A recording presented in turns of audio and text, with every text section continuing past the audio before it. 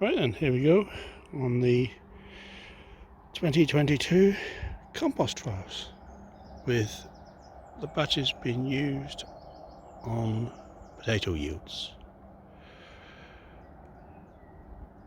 So this is Carolus, then Satanta, and then Maris Piper, which is well ahead this year. Very strange. So what have we got this year? Well, four of the blends are made up of this stuff, which is basically a mixture of browns and grass to make up the bulk of a particular compost. This is the base load to work off for comparison.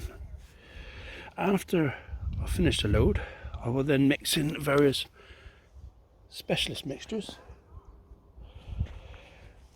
This one had seaweed added into it, just seaweed, onto the base compost.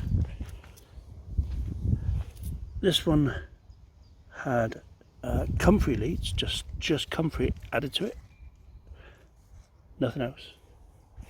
And this was my worm compost, again base compost, but with much more additional different mixes, spare foods, waste food added to it. To compare against, this is 100% horse manure, and then Nettle Tea, which is a really rubbish compost. Not particularly much nutrients in it at all, but I'm going to be feeding this one with liquid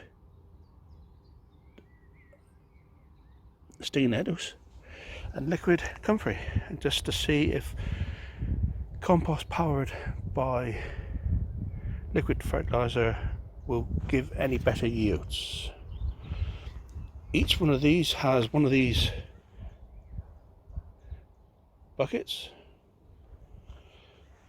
and we'll see how they go. They'll be weighed as soon as they're finished, or when Blight allows us to finish.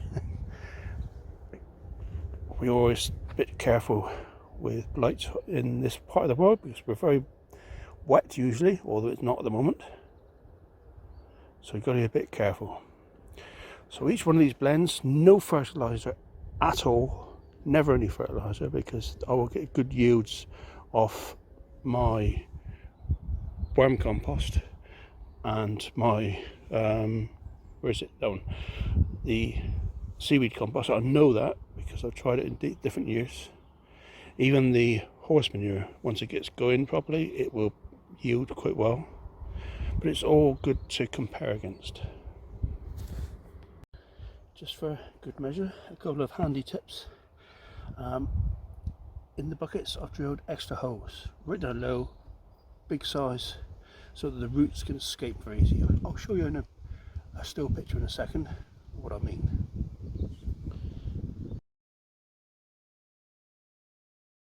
So what I do is I create a very shallow trench, scoop the compost, surface compost away, and then place the buckets down and then scoop the surface compost back to cover the bottom 4 inches, something like that. There is a few stones mixed up that get scooped along with it, but that is basically just the compost.